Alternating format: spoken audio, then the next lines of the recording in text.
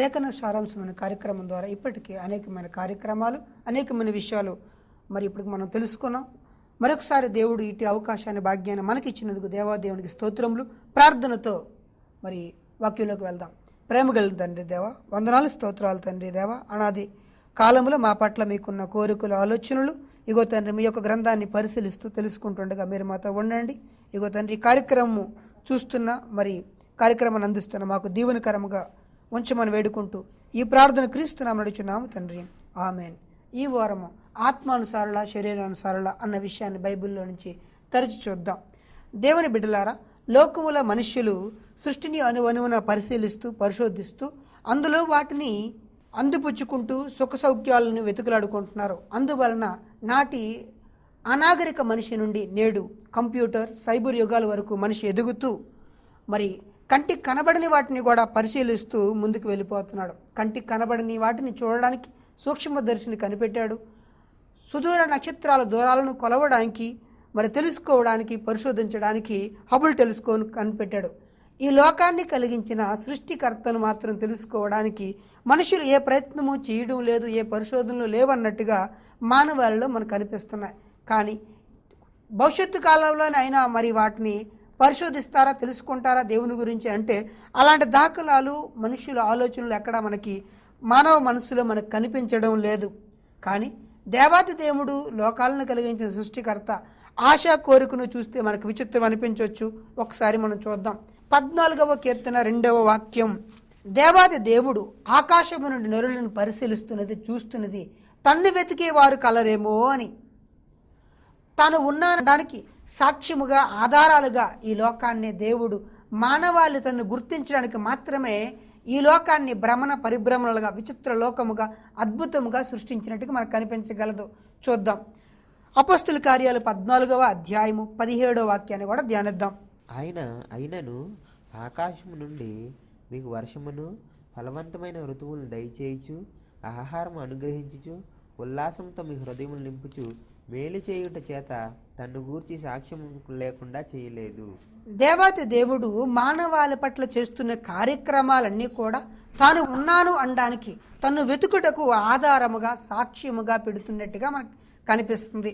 అందువలననే తండ్రి అయిన దేవుడు ఈ లోకంలో ఉన్న మానవాళ్ళంతా తన్ను తడువులాడి కనుగొందురేమో అన్న మాట కూడా మనకి 17వ అధ్యాయం అపోస్తుల కార్యాలు 27వ వాక్యంలో కనిపిస్తుంది. వారు ఒకవేళ తన్ను తడువులాడి కనుగొందురేమో అని ఈ లోకానికి మరి కాలాలను పెట్టినట్టుగా, సమయాలను పెట్టినట్టుగా, నిర్ణయించినట్టుగా మనకు కనిపిస్తుంది.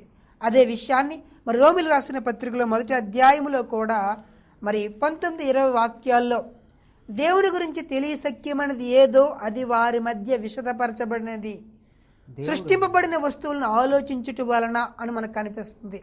అంటే ఈ లోకాన్ని దేవుడు ఎందుకు పెట్టారు ఈ విధంగా, ఎంత అద్భుతంగా అంటే తన్ను వెతుకు పట్టుకోవడానికి, తన్ను తెలుసుకోవడానికి అన్న విషయం మనకు అర్థమవుతుంది. ఈ లోకంలో ఉన్న అన్ని జనులు, ఈ లోకంలో దేవుడిని నమ్మని వారు ఎవరైనా ఉంటే వారు దేవుడిని తెలుసుకోవడానికి ఆధారము, సాక్ష్యముగా లోకం ఉంది. కానీ లోకంలో ఉన్న మనుషులు లోకాన్ని అనుభవించడానికి పరితపిస్తూ ఈ లోకాన్ని ముందుకు సాగిపోతున్నారు. అయితే దేవుడిని నమ్ముకున్న మనం, దేవుని బిడ్డలుగా, దైవ గ్రంథాన్ని కలిగిన మనం కూడా ఈ లోకంలో ఉన్న మనుషుల వలె మనం జీవిస్తే, ఈ లోకంలో ఉన్న వారి వలె మనం జీవిస్తే మన గురించి కూడా దేవుడు మన నుండి ఏం ఆశపడుతున్నాడో ఒకసారి క్రైస్తవులుగా మన పట్ల దేవుడికున్న ఆలోచన మనం చూద్దాం. రోమిలు రాసిన పత్రిక 11వ అధ్యాయము 34వ వాక్యము, ప్రభువు మనసు ఎరిగిన వాడెవడు? ఆయనకు ఆలోచన చెప్పిన వాడెవడు? ముందుగా ఆయనకిచ్చి ప్రతిఫలం పొందగలవాడెవడు? ఆ ప్రభువు మనస్సు ఎరిగిన వాడెవడు అంటే ఆయన మనస్సులో ఉన్న సంగతులు, ఆయన ఆలోచనలు ఈ భూమి మీద ఉన్న దేవుని బిడ్డలుగా మనం గుర్తెరగాలి. ఒకవేళ అలా కాకుండా ఈ లోకస్తుల వలె మన జీవితాలు కూడా ముందుకు సాగిపోతే, ఈ లోకం దేవుడిని తెలుసుకోకుండా, దేవుడిని నమ్ముకోకుండా, దేవుడి కొరకు ఈ లోకంలో తమ జీవితాలు పట్ల దేవుడికున్న కోరికలు నెరవేర్చకుండా ఒకవేళ సాగిపోతే వారి యొక్క బ్రతుకులు శరీరానికి ప్రాధాన్యత ఇచ్చి ఈ శారీరక లోకాన్ని, శరీరం కొరకు బ్రతికితే ఈ భూమి మీద వారంతా శరీర సంబంధులుగా మారిపోతారు. ఎవరైతే దేవుడిని నమ్ముకొని దేవుడి కొరకు బ్రతుకుతారో వారు ఆత్మ అనుసారులుగా మారుతారు అన్న విషయం బైబిల్లో నుంచి మనం చూడగలం. ఈ మానవ బ్రతుకుల్లో మనుషులకున్న కోరికలు, సమస్యలు ప్రతిదానికి మూలం శరీరము అన్నట్టుగా బైబిల్లో లేఖన ఆధారాలు మనకు కనిపిస్తున్నాయి. యాకోబు గ్రంథము 4వ అధ్యాయము 1వ వచనం మనం చూద్దాం. మీలో యుద్ధములను పోరాటములను దేని నుండి కలుగుచున్నవి? మీ అవయవములలో పోరాడు మీ భోగేచ్ఛల నుండియే కదా. మీరు ఆశించుచున్నారు కానీ మీకు దొరుకుటలేదు. ఈ భూమి మీద ఉన్న మనుషులు ఇంటిలో ఉన్న చిన్న గొడవ నుండి వర్గాలుగా, మరి రాష్ట్రాలుగా, దేశాలు మధ్య గొడవలు కావచ్చు, ప్రతి సమస్యకు, గొడవకు, యుద్ధాలకు, పోరాటాలకు కారణము శరీరము నుండి వస్తున్న భోగేచ్ఛలు. అంటే శరీరం నుండి వచ్చే కోరికలు పుడుతూ ఆ కోరికలకు కారణము అవయవాలు. అవయవాలు కలిగిన శరీరమే మనిషిని పాపభూయిష్ఠుడిగా మారుస్తుంది. ప్రతి పాపానికి ప్రారంభము కోరిక, దురాశ. ఆ దురాశకి పుట్టడం ఎక్కడి నుండి పుడుతుందో ఒకసారి బైబిల్లో నుంచి మనం చూద్దాం. యాకోబు గ్రంథము 1వ అధ్యాయము 15వ వాక్యం మనం చూస్తే, దురాశ గర్భము ధరించి పాపము కనగా పాపము పరిపక్వమై మరణము కనును. దురాశ గర్భము ధరించి, దురాశ అన్నది గర్భము ధరించి అది ఎరిగి పరిపక్వం అయిన తర్వాత పాపము వలన మరణము వస్తుంది. ఈ మరణము అంటే దేవునికి దూరం కావటం. నిజానికి ఈ దురాశ అనేది మనుషుల నుండి ఎక్కడ పడుతుంది అంటే, ఈ లోకంలో మనుషులు శరీర అవయవాల గురించి మరి చెయ్యిని చూపించి చెయ్యని, కాలును చూపించి కాలని, కన్నుని చూపించి కన్నుని చెబుతున్నారు. కానీ దేవాతి దేవుడు ఇదే అవయవాల గురించి ఏమని మాట్లాడుతున్నాడో ఒకసారి మనం చూద్దాం. కొలస్సీలకు రాసిన పత్రిక 3వ అధ్యాయము 5వ వాక్యము. కావున భూమి మీదనున్న మీ అవయవములు అనగా జారత్వము, అపవిత్రత, కామాతురతను, దురాశను, విగ్రహారాధనైన చంపివేయుడి. భూమి మీద ఉన్న మీ అవయవాలు అనగా మన అవయవాలు చెయ్య, కాలు అని మనం అనుకుంటున్నాం. కానీ దేవాతి దేవుడు చూసేసరికి ఈ అవయవాలుగా లేవు. వీటిలో పాప భోగేచ్ఛలు, దురాశలు చోటు చేసుకున్నాయి. అనగా నరహత్య అంటున్నారు, అనగా దురాశ, వ్యభిచారము అంటున్నారు. అంటే శరీర అవయవాలలో పాపము గూడు కట్టుకున్నట్టుగా మనకు కనిపిస్తుంది. ప్రతి పాపానికి కూడా మనిషి దేవుడికి దూరం అవ్వడానికి ప్రధానమైనది శారీరక కోరికలు. వాటిలో దురాశ చేరుకుపోవడమని మనం చూడగలం. ఆదామవ్వలు ఒకనాడు దేవునితో కలిసి ఉండి ఆయన ఆప్యాయతను, ప్రేమను, ఆదరణను పొందుతున్న కాలాలలో వాళ్ళు ఎన్నో సంవత్సరాలు దేవత దేవుడితో కలిసి ఉండి మరి కష్టము, సుఖము, బాధ, మరి తెలియని అపురూపమైన అందమైన జీవితాలలో వారు జీవిస్తున్న ఆ రోజుల్లో వారు దేవుడికి దూరం కావడానికి, పాపులుగా మారిపోవడానికి ప్రధానమైన కారణం మనం బైబిల్లో గమనిస్తే మరి ఆదికాండము 3వ అధ్యాయము 4వ వచనం, 5వ వచనం, 6వ వచనం. అందుకు సర్పము మీరు చావనే చావరు, ఏలయనగా మీరు వాటిని తిని దినమున మీ కన్నులు తెరవబడిననియు మీరు మంచి చెడులు ఎరిగిన వారే దేవదూతల వలె ఉందిరనియు దేవుడికి తెలియను. దేవుడు మంచి చెడు తెలియని వృక్ష ఫలమును తినొద్దని దేవుడు ఆజ్ఞాపించగా ఎన్నో సంవత్సరాల బట్టి ఆ వృక్షాన్ని, వాటి ఫలాలను చూస్తున్నా వారికి ఎలాంటి ఆశ, కోరిక వాటిపై పుట్టలేదు. కానీ సాతానుడు వారి శరీరపు కోరికను రగిల్చి దురాశను పుట్టించాడు. మీరు దేవదూతల వలె అయిపోతారు. కాబట్టి లేని లోటును ఊహించుకొని సాతాను ప్రేరణతో దురాశ ప్రేరితులై దేవుడు మాటను ధిక్కరించి పాపులుగా మారి ఆ ఫలాన్ని తిన్న తర్వాత నిజంగా వారు దేవదూతల వలె కాదు కానీ దెయ్యాలుగా మారిపోయారు. పాపాన్ని కలిగిన వారుగా, మరణాన్ని అనుభవించేవారుగా, కష్టాలు, సమస్యలు, ఇబ్బందులు, నిజంగా వారి జీవితంలో పెను మార్పులు వచ్చాయి. కాబట్టి అలాంటి వారి గర్భాన పుట్టిన మనమంతా కూడా ఈ భూమి మీద శరీరానికి ప్రాధాన్యత ఇచ్చి దాని కోరికలు నెరవేర్చడానికి ఈ జీవితాన్ని సమర్పించుకుంటే శరీరానుసారులుగా మారిపోతాం. ఈ శరీరానికి ఉన్న కోరికలను అదుపు పట్టి దేవుడి యొక్క ఆత్మతో మన జీవితాన్ని ముందుకు నడిపించుకుంటే ఆత్మానుసారులుగా మారిపోతాం. ఆదాము దగ్గర మొదలుపెట్టిన సాతాను ఈ యుగ సమాప్తి వరకు, చివర పుట్టబోయే మనిషి వరకు కూడా సాతానుడు మనుషులను దేవుడికి దూరం చేయడానికి ఈ శరీరపు కోరికలను ఎరగా చూపి మనుషులను దేవునికి కాకుండా దూరంగా చేస్తున్నట్టుగా బైబిల్లో మనం గమనించగలం. కాబట్టి దేవుని కాపుదలలో నుంచి దేవుని యొక్క ఆదరణను పోగొట్టుకున్న ఆదామవ్వలు మరి వారి సమస్యలు వారి జీవితాలు ప్రారంభించారు. వారి గర్భాన పుట్టిన మనము కూడా ఈనాడు మనకున్న సమస్యలు అన్నీ ఇన్ని కాదు. కాబట్టి ప్రియమైన వారులారా, మన జీవితంలో శారీరక కోరికల కంటే దేవుని యొక్క ఉద్దేశాలకు ప్రాధాన్యత ఇవ్వాలి. అలా ఇవ్వకుండా శరీరం కోరికల కొరకు దేవుని ఆత్మ సంబంధమైన ఆశీర్వాదాలు వదులుకున్న కొంతమందిని బైబిల్లో నుంచి మనం చూద్దాం. ఆదికాండము 25వ అధ్యాయము 29వ వచనం నుండి 34వ వచనం వరకు చూస్తే, ఒకనాడు అబ్రహాము విశ్వాసులకు తండ్రి, ఆయన కుమారుడు ఇస్సాకు ఆయనతో పాటు సమానమైన విశ్వాసము కలిగిన వాడు. ఆయన కుమారుడు పెద్ద కుమారుడుగా మనం చూస్తే ఒక ఆయన మనకు కనిపిస్తున్నారు, యాకోబు గారు అన్నగారు. ఒకసారి చూద్దాం.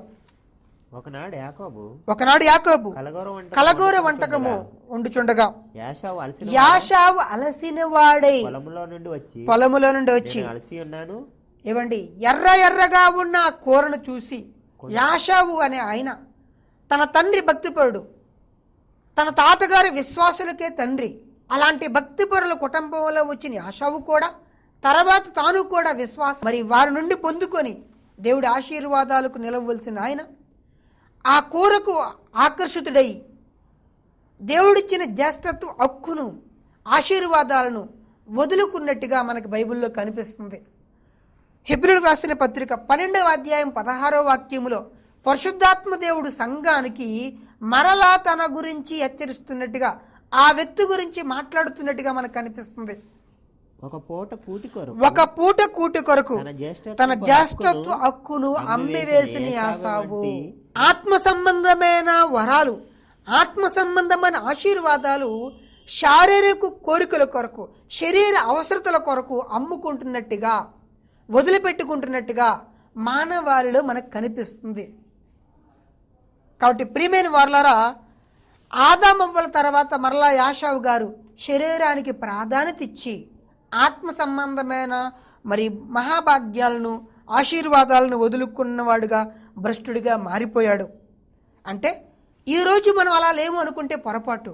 యేసుక్రీస్తుని వెంబడిస్తున్న మనం ఆత్మ సంబంధమైన విషయాలకు, ఆత్మ సంబంధమైన కార్యక్రమాలకు, మనలో ఉన్న పరిశుద్ధాత్మ దేవుని యొక్క ప్రేరేపణకు ఎంతవరకు లోబడుతున్నామన్నది మనం ఆలోచించాలి.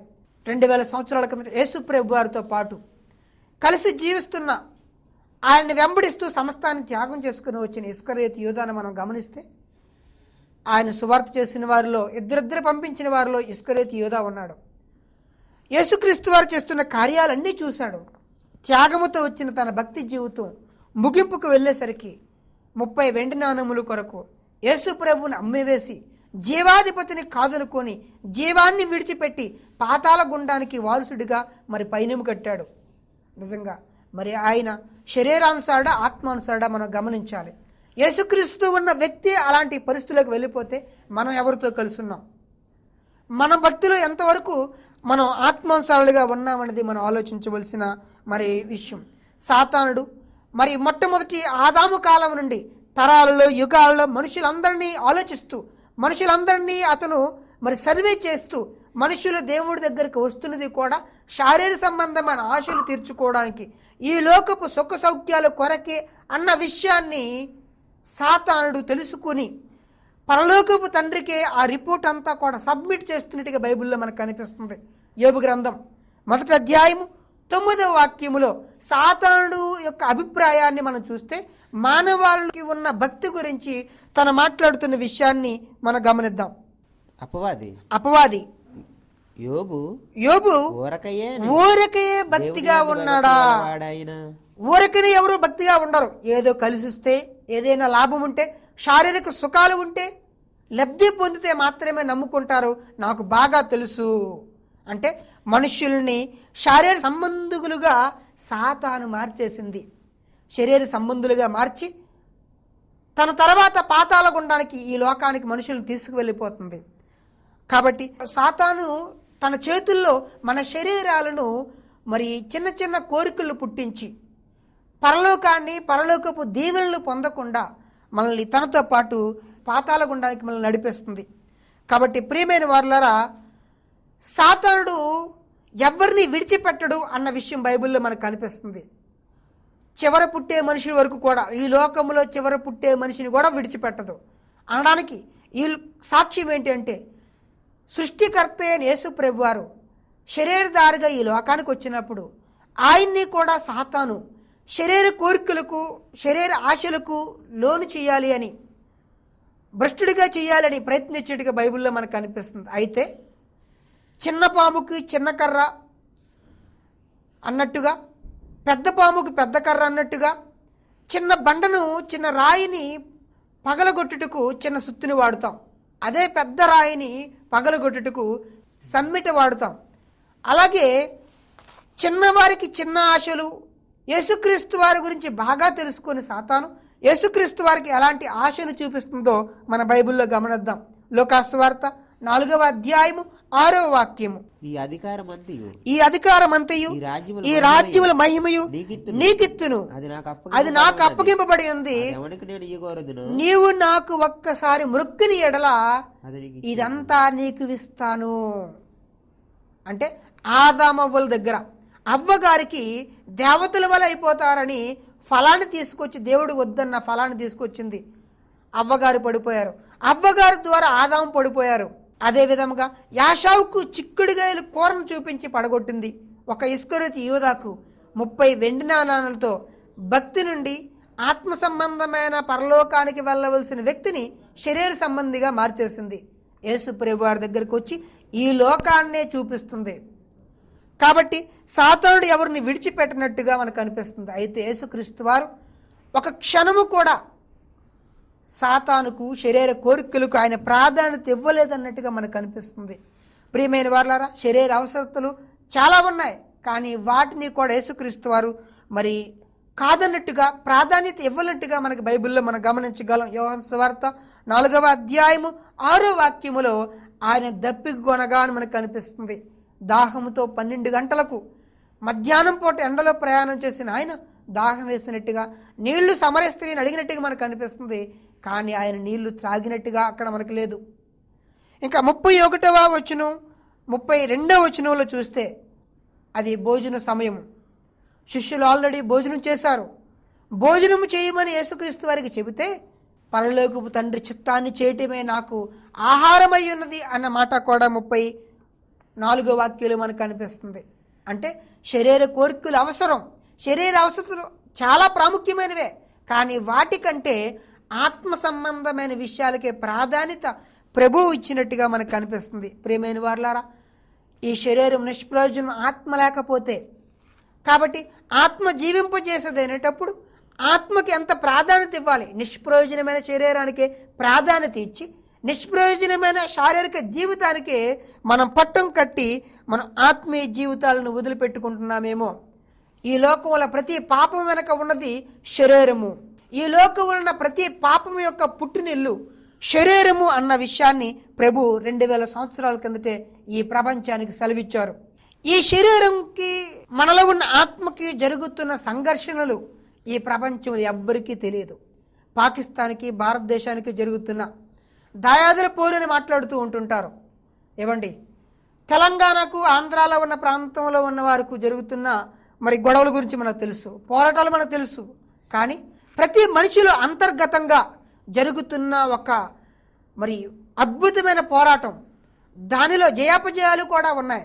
అందులో కొంతమంది శరీరానుసారులుగా, కొంతమంది ఆత్మానుసారులుగా మారిపోతున్నట్టుగా, అందులో మీరు నేను మనం ఎలాంటి వారో గమనించవలసిందిగా దేవుడు సెలవిస్తూ, దళితులు రాసిన పత్రిక 5వ అధ్యాయము 17వ వాక్యము 21వ వాక్యం మనం గమనిస్తే, శరీరం ఆత్మకును ఆత్మ శరీరమునకును విరోధముగా అపేక్షించుచున్నవి.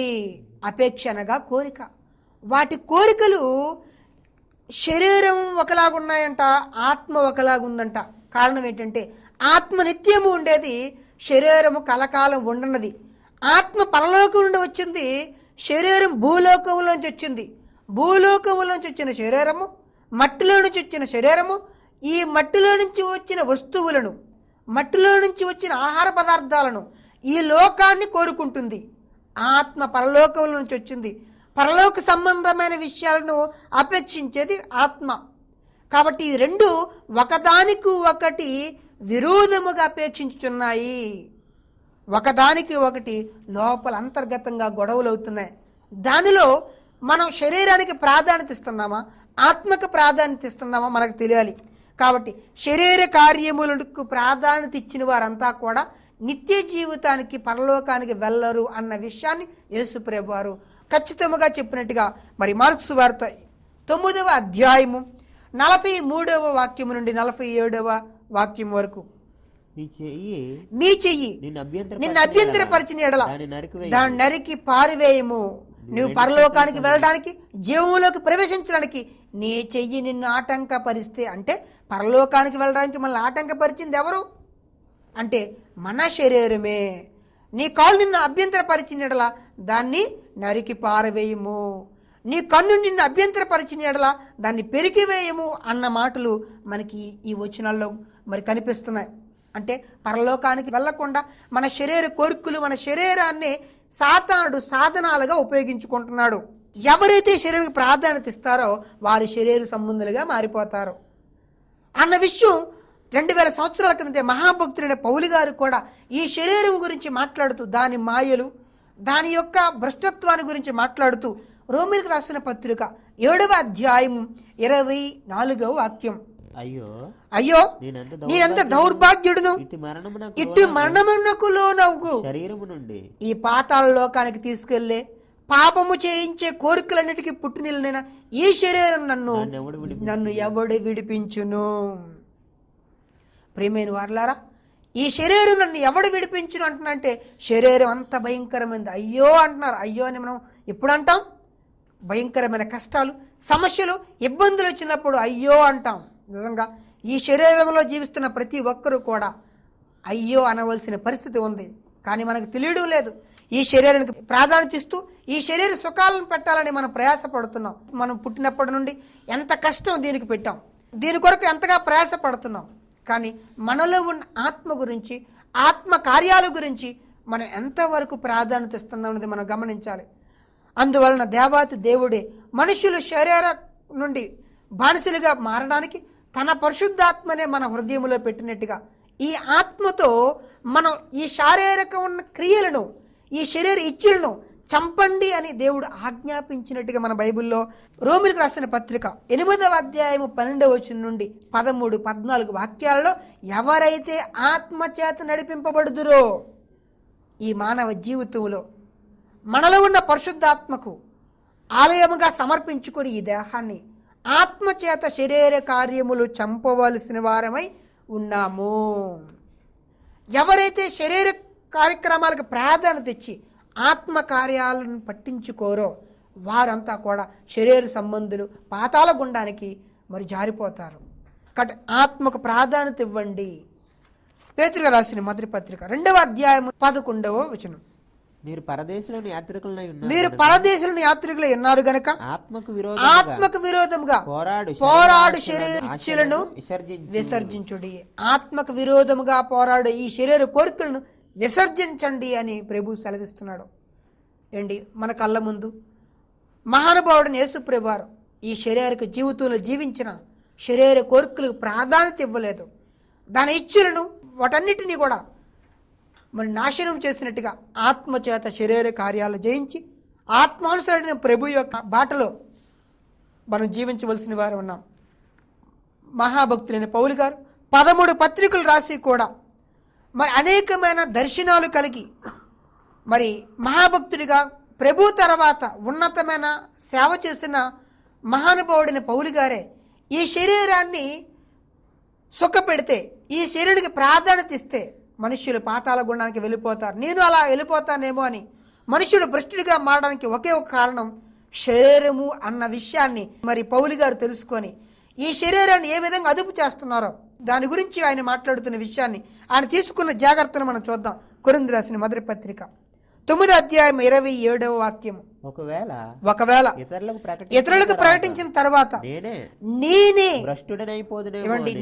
భ్రష్టుడనైపోదునేమో అని నా శరీరమును నలగొట్టుకొనుచున్నాను. శరీరాన్ని నలగగొట్టుకొనుచు దాన్ని లోపరుచుకొనుచున్నాను అంటే శరీరాన్ని దేవుని సేవలో, దేవుని కార్యక్రమాల్లో ఆత్మక ఆలయముగా, పరిశుద్ధముగా దేవుడి కార్యక్రమాలకు నేను సమర్పించుకుంటున్నాను. అయితే ఈ శరీరాన్ని నలగగొట్టుకొనొచ్చున్నాను అని మాట్లాడారు. మహాభక్తులు అంతగా భయక్రాంతులు అవుతున్నారంటే ఈ శరీరపు మాయలను, ఈ శరీర కోరికలకు ఎట్టి పరిస్థితులను మనం ప్రాధాన్యత ఇవ్వకుండా మనలో ఉన్న పరిశుద్ధాత్మకు, ఆత్మ సంబంధమైన దేవుని యొక్క వాక్యాలకు ప్రాధాన్యత ఇచ్చి మన జీవితాల్లో మనం శరీర కోరికలను జయించి ఆత్మానుసారులుగా ప్రభు యొక్క బాటలో నడిచి పరలోకానికి చేరుకుందాం. కళ్ళు మూసుకోండి, ప్రార్థన చేసుకుందాం.